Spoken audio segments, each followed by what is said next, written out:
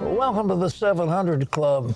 Iran and the United States are locked in a face-off over an Iranian nuclear deal, and Israel is caught in the middle. How did Iran raise the stakes over the weekend? And how could this deadly stalemate reverberate throughout the Middle East? Chris Mitchell has an exclusive at Israel's northern border. Sunday, the head of the UN nuclear watchdog announced Iran will provide less access to its atomic program. The move is a response to U.S. refusal to lift sanctions, which Iran is demanding as a condition to return to the negotiating table.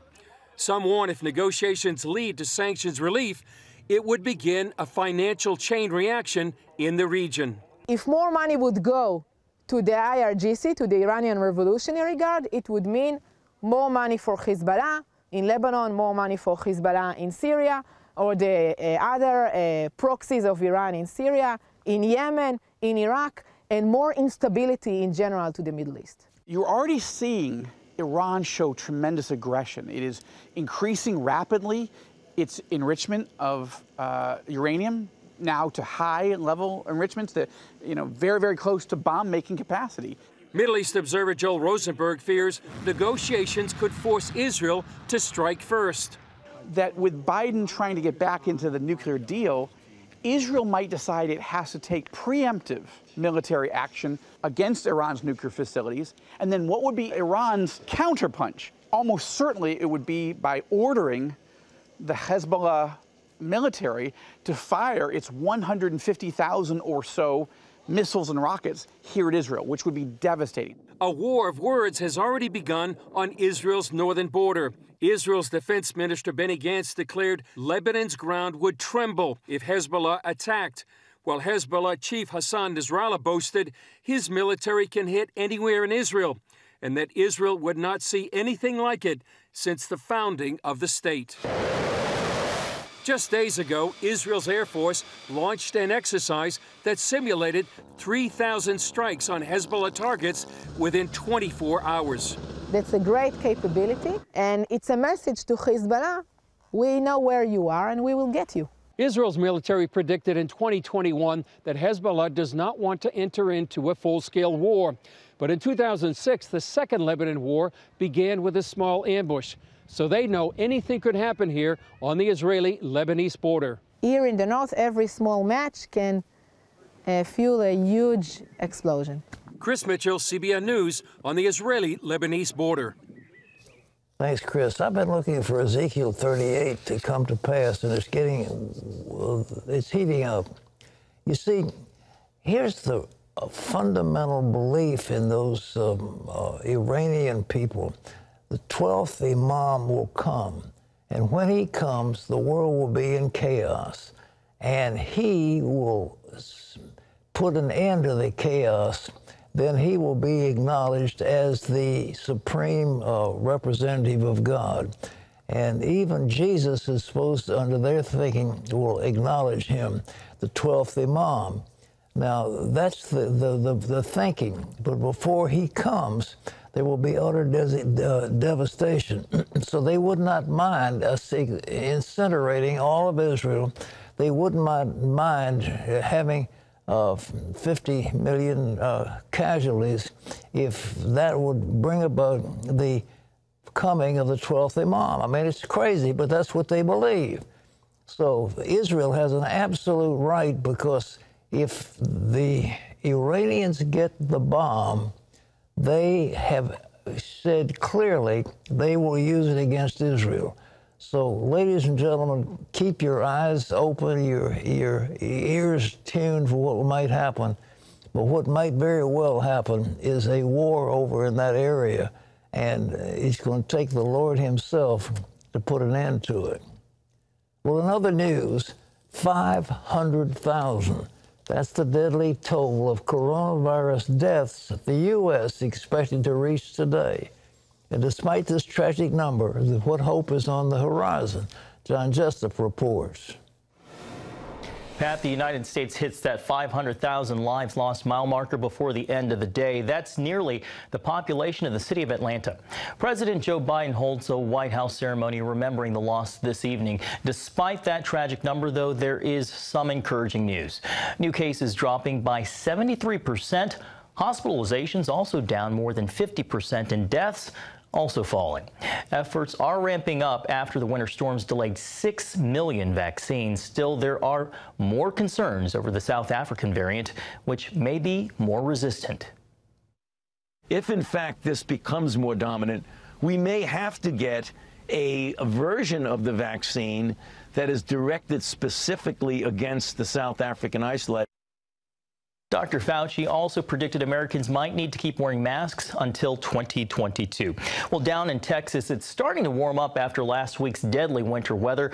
Although the storm might be over, serious problems remain. Dale Hurd explains. Texas may have thawed out, but millions of residents are dealing with a serious water shortage, and some are seeing sky-high electric bills. Houston's boil water advisory has been lifted, but an estimated 10 million Texans are still without safe drinking water. The good news, full power is expected to be restored to the state today. I suspect that all power will be fully restored across the state of Texas to every house. The bad news, some are getting astronomical electric bills, one as high as $17,000 after a spike in the energy market. You know, you're being held hostage and you can't do anything about it. How in the world can anyone pay that? The governor announced a moratorium on utilities disconnecting service if a customer can't pay their electric or water, and he's looking into ways to reduce those bills. But many Texans remain outraged at being without electricity for 7 days. It's ridiculous. And it's unacceptable, and it's a failure on so many levels and on so many individuals. Many homes have also been ruined by burst pipes. Texas power providers are also facing a $100 million lawsuit from the family of 11-year-old Christian Pavone. They claim their son died of hypothermia after they lost electricity in their mobile home. And across the South, residents in many hospitals are facing a water shortage. And as you see, no running water at all. The White House has issued a disaster declaration for 77 Texas counties. Governor Abbott called it an important first step, but is asking for it to be expanded to the entire state. Operation Blessing's Hunger Strike Force has been busy, delivering truckloads of water to Texas residents through several churches. Dale Hurd, CBN News.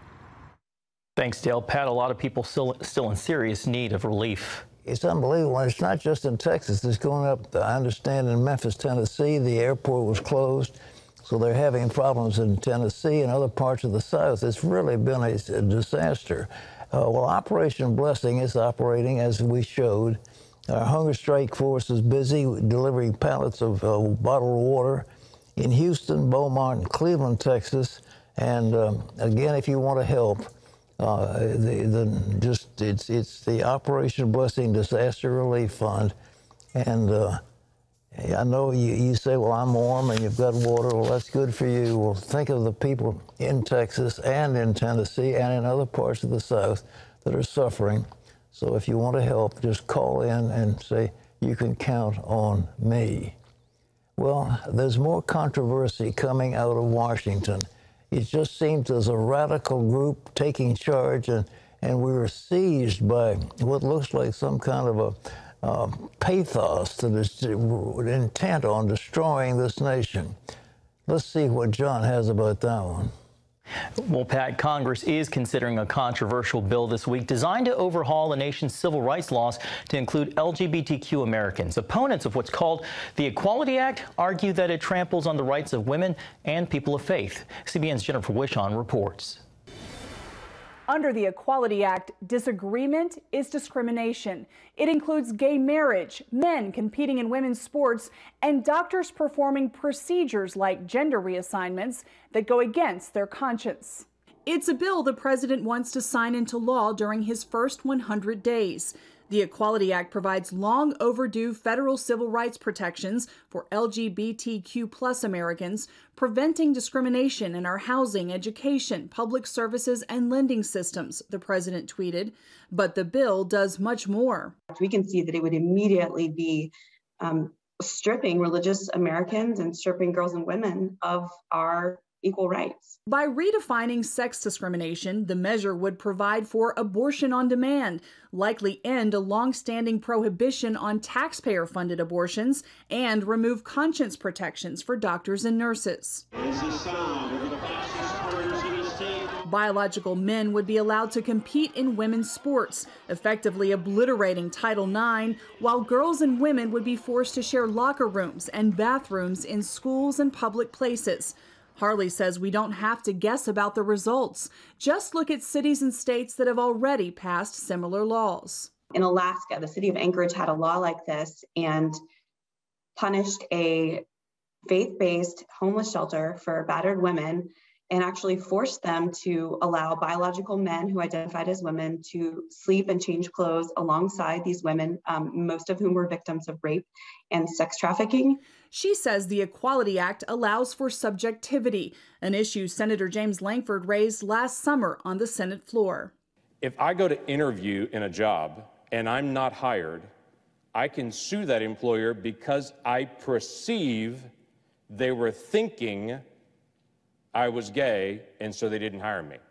I don't have to prove anything. It's based simply on my perception or belief. Under the bill, Christian beliefs are unlawful. Churches could be prevented from requiring employees to abide by their biblical beliefs about marriage and differences between men and women.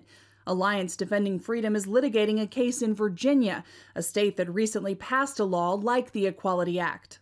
Churches are banned from having a dress code, having a code of conduct for their employees, even asking in interviews if potential employees share core religious beliefs. Harley and others opposed to the legislation say tolerance must be a two-way street. I think the Equality Act treats people of faith as second-class citizens. It specifies a certain point of view and it labels it as bigotry.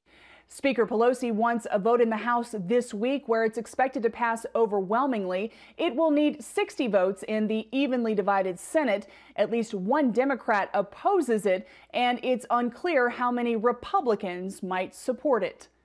Jennifer Wishon, CBN News. Some important religious freedom concerns. Pat, back to you. Ladies and gentlemen, it's like there's a massive fight against you. And as I have said many times before, the devil always overreaches.